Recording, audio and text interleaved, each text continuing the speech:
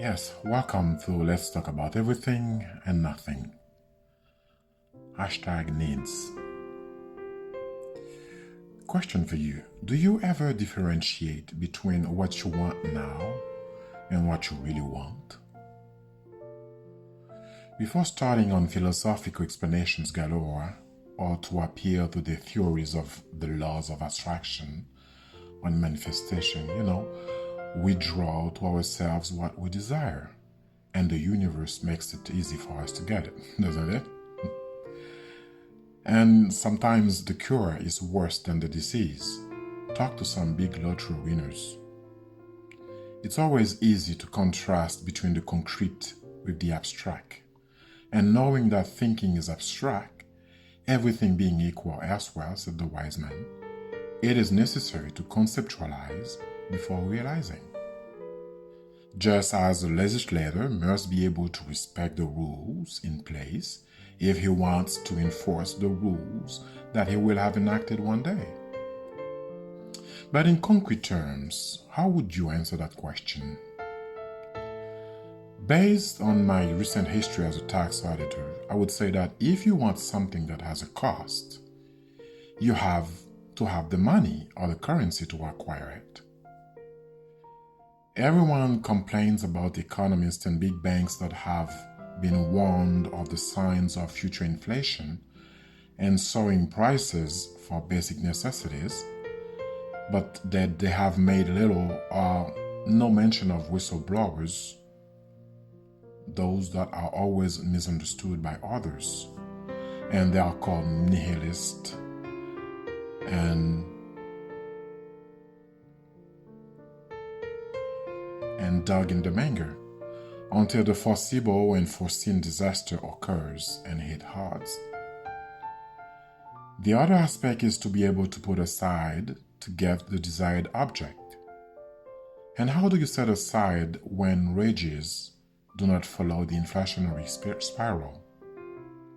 No, wages do not create and fuel inflation.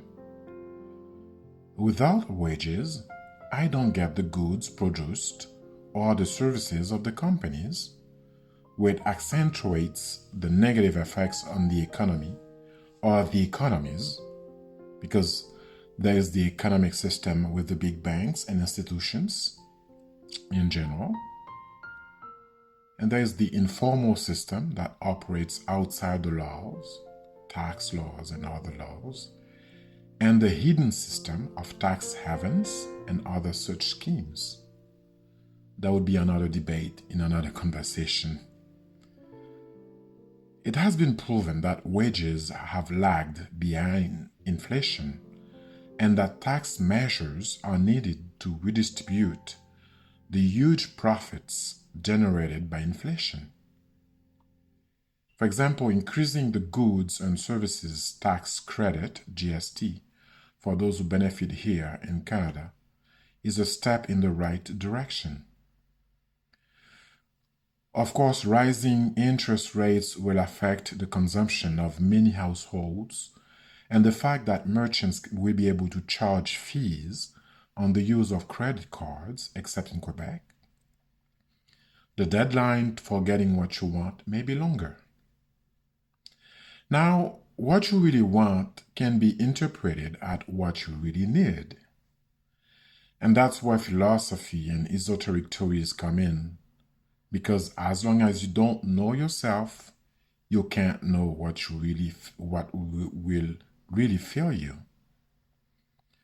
This is also where Maslow's famous pyramid of needs comes in. Are your needs physiological? Is it a need for security? A need for belonging? A need for fulfillment? Needs for esteem? Others add spiritual needs to live better and better understanding life. And the beauty of it is that we can't cheat life. That often takes us back to school to better learn to live. Maybe I didn't give the full answer to that question, to the first question. That's where you intervene and I want to know your thought in the comments. So today we talk about everything and nothing.